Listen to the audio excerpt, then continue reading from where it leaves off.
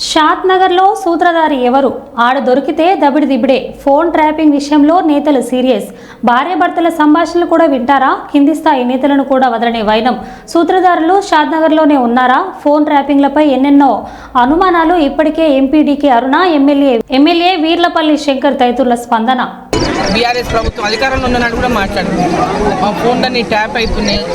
ఈ phone tapping case విషయంలో ఎప్పుడైతే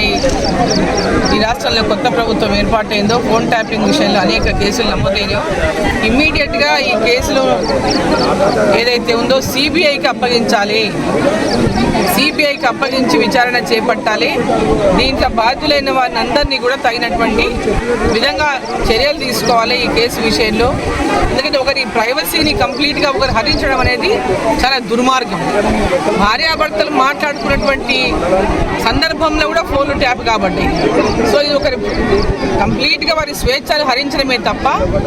రాజకీయ కారణాల చేత పేర్లు చెప్పి రాజకీయ ప్రతి ఒక్కరి మామూలు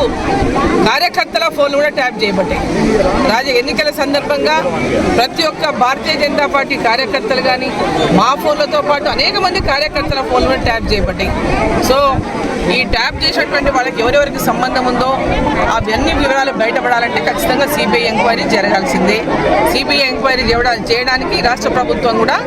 సిబిఐ ఎంక్వైరీని వెల్కమ్ చేయాలా ఎంబడే సిబిఐ ఎంక్వైరీకి దీన్ని అప్పగించాలి.